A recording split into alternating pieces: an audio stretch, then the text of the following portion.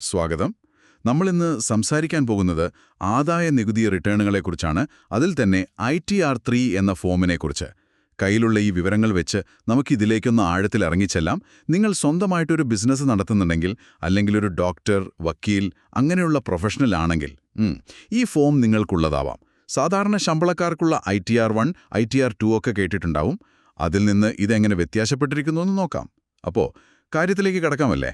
ഈ ITR3 form ഇതാർക്കാണ് ശരിക്കും ഉപയോഗിക്കാൻ പറ്റുന്നത്? ഇത് പ്രധാനമായും രണ്ട് കൂട്ടർക്കാണ്.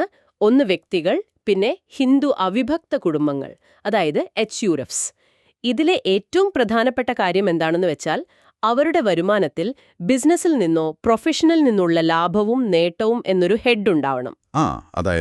അതായത് സ്വന്തമായി കട നടത്തുന്ന ആളുകൾ, പ്രൊപ്രൈറ്റർഷിപ്പ് ബിസിനസ്, അതുപോലെ ഈ ഡോക്ടർമാർ, വക്കീലന്മാർ, എഞ്ചിനീയർമാർ, ചാർട്ടേഡ് അക്കൗണ്ടന്റ്മാർ, കൺസൾട്ടന്റ്മാർ, അങ്ങനെയുള്ള പ്രൊഫഷണലുകൾ. ഓക്കെ. അപ്പോൾ ഈ പാർട്ട്ണർഷിപ്പ് ഫേമിലെ പാർട്ട്ണർമാർക്കോ? അവർക്കും ഇത് ബാധകമാണോ? ഫേമിനല്ല, ഇൻഡിവിജ്വൽ പാർട്ട്ണർക്ക്. അതെ. വ്യക്തിഗത പങ്കാളികൾക്ക് ഇത് ബാധകമാണ്. ഫേമിന് വേറെ ഫോമാണ്. പിന്നെ ശ്രദ്ധിക്കേണ്ട ഒരു കാര്യം എന്താന്ന് വെച്ചാൽ, ഈ ബിസിനസ് അല്ലെങ്കിൽ പ്രൊഫഷണൽ വരുമാനമുണ്ടെന്ന് കരുതുക.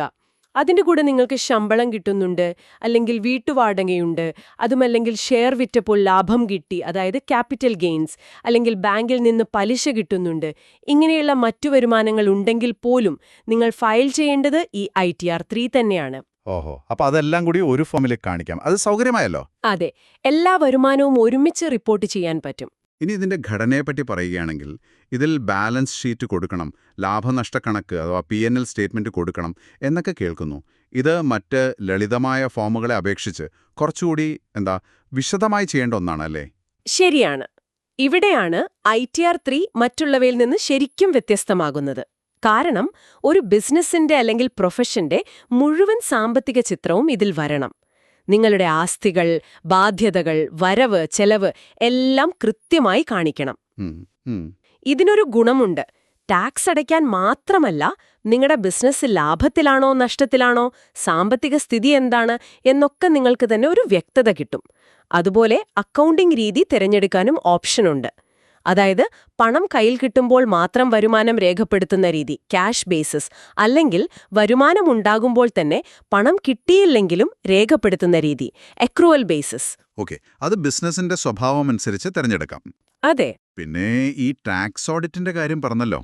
സെക്ഷൻ 44AB പ്രകാരം ഓഡിറ്റ് നിർബന്ധമുള്ളവർ എന്തായാലും ITR3 തന്നെ ഫയൽ ചെയ്യണം അല്ലേ? തീർച്ചയായും. ഇൻകം ടാക്സ് നിയമപ്രകാരം ഒരു നിശ്ചിത വിറ്റുവരവ് അല്ലെങ്കിൽ ഗ്രോസ് റിസീപ്റ്റ്സ് ഒരു പരിധിക്ക് മുകളിൽ പോയാൽ ടാക്സ് ഓഡിറ്റ് നിർബന്ധമാണ്. അങ്ങനെയുള്ളവർ ഉറപ്പായും ITR3 ആണ് ഉപയോഗിക്കേണ്ടത്. ഈ പരിധിയെന്ന് പറയുമ്പോൾ അത് ഓരോ വർഷവും മാറാൻ സാധ്യതയുണ്ട്. ബിസിനസ്സിനും പ്രൊഫഷനും വെവ്വേറെ പരിധികളാണ്. അത് നോക്കണം. ശരി. പിന്നെ വേറൊരു കൂട്ടരുണ്ട്, ഈ അനുമാന നികുതി, presumptive taxation തിരഞ്ഞെടുക്കുന്നവർ. Section 44AD, 44ADA, 44AE എന്നൊക്കെ പറയും. അവർക്ക് സാധാരണ കുറച്ചുകൂടി എളുപ്പമുള്ള ITR4 എന്ന ഫോം മതിയാകും. കേട്ടിട്ടുണ്ട്.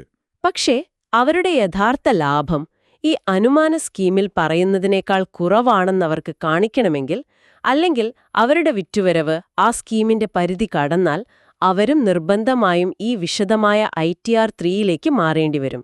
അക്കൗണ്ട്സ് ഒക്കെ മെയിൻറ്റെയിൻ ചെയ്ത് ഓഡിറ്റ് ചെയ്യേണ്ടി വന്നേക്കാം. ഓക്കെ, അപ്പോൾ അവിടെയും ITR3യുടെ പ്രസക്തി വരുന്നുണ്ട്.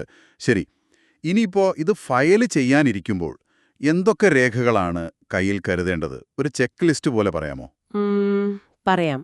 അടിസ്ഥാനപരമായി പാൻ കാർഡ്, ആധാർ കാർഡ് വിവരങ്ങൾ വേണം. ശമ്പള വരുമാനമുണ്ടെങ്കിൽ ഫോം 16 അല്ലെങ്കിൽ 16A. ഏറ്റവും പ്രധാനം നിങ്ങളുടെ ബിസിനസിന്റെ അല്ലെങ്കിൽ പ്രൊഫഷന്റെ കൃത്യമായ കണക്കുകൾ, അതായത് ബാലൻസ് ഷീറ്റ്, ലാഭനഷ്ടക്കണക്ക്, P&L. അതുപോലെ എല്ലാ ബാങ്ക് അക്കൗണ്ടുകളുടെയും സ്റ്റേറ്റ്മെന്റുകൾ, ബിസിനസ്സുമായി ബന്ധപ്പെട്ട എല്ലാ വരവു ചെലവു കണക്കുകളും, ആസ്തികളുടെയും ബാധ്യതകളുടെയും പൂർണ്ണമായ ലിസ്റ്റ് വേണം. ടാക്സ് ഓഡിറ്റ് ബാധകമാണെങ്കിൽ ആ ഓഡിറ്റ് റിപ്പോർട്ട് നിർബന്ധമാണ്. പിന്നെ നിങ്ങൾ മുൻകൂർ നികുതി, അഡ്വാൻസ് ടാക്സ് അടച്ചിട്ടുണ്ടെങ്കിൽ, അല്ലെങ്കിൽ സെൽഫ് അസസ്മെന്റ് ടാക്സ് അടച്ചിട്ടുണ്ടെങ്കിൽ അതിന്റെ എല്ലാം വിവരങ്ങൾ, ചലാൻ കോപ്പികളൊക്കെ കയ്യിൽ വേണം. ഓക്കെ, അപ്പോൾ നല്ല രീതിയിൽ ഡോക്യുമെന്റേഷൻ ആവശ്യമുണ്ട്. കൃത്യമായ കണക്കുകൾ സൂക്ഷിക്കുക എന്നത് വളരെ പ്രധാനമാണ്. അല്ലെങ്കിൽ ഫയൽ ചെയ്യുമ്പോൾ ബുദ്ധിമുട്ടാകും. സമയപരിധിയുടെ കാര്യവും ഓർക്കണമല്ലോ അല്ലേ? വളരെ പ്രധാനം. സാധാരണയായി ഓഡിറ്റ് ആവശ്യമില്ലാത്ത വ്യക്തികൾക്കും HUFകൾക്കും അസസ്മെന്റ് വർഷത്തിലെ ജൂലൈ 31-നാണ് അവസാന തീയതി. ജൂലൈ 31. അതെ. എന്നാൽ ടാക്സ് ഓഡിറ്റ് നിർബന്ധമായവർക്ക് കുറച്ചുകൂടി സമയം കിട്ടും.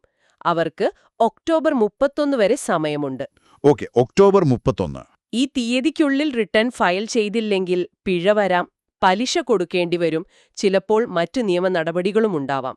അതുകൊണ്ട് ഡെഡ്ലൈൻ ശ്രദ്ധിക്കണം. ഇത് കുറച്ച് സങ്കീർണമായതുകൊണ്ട് ഒരു ടാക്സ് പ്രൊഫഷണലിന്റെ സഹായം തേടുന്നത് നല്ലതായിരിക്കുമല്ലേ? തീർച്ചയായും.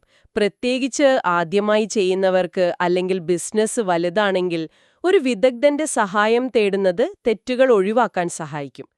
അപ്പോ ചുരുക്കി പറഞ്ഞാൽ, നിങ്ങളൊരു ബിസിനസ്സോ പ്രൊഫഷനോ നടത്തുന്നുണ്ടെങ്കിൽ നിങ്ങളുടെ വരുമാനം ഒരു പരിധിക്ക് മുകളിലാണെങ്കിൽ മിക്കവാറും നിങ്ങൾക്ക് ITR 3 ആയിരിക്കും ബാധകമാവുക.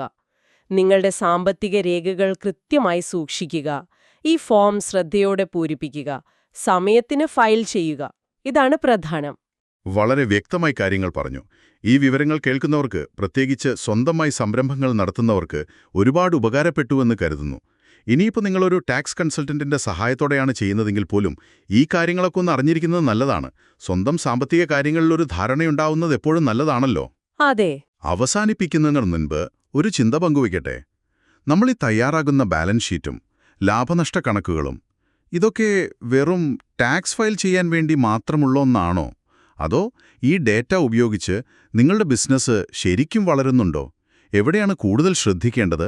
ഭാവിയിൽ എന്ത് മാറ്റങ്ങൾ വരുത്തണം എന്നൊക്കെയുള്ള തീരുമാനങ്ങളെടുക്കാൻ എത്രത്തോളം സാധ്യതകളുണ്ട്? അതിനെക്കുറിച്ചൊന്ന് ആലോചിച്ചു നോക്കൂ. അതൊരു നല്ല ചിന്തയാവും.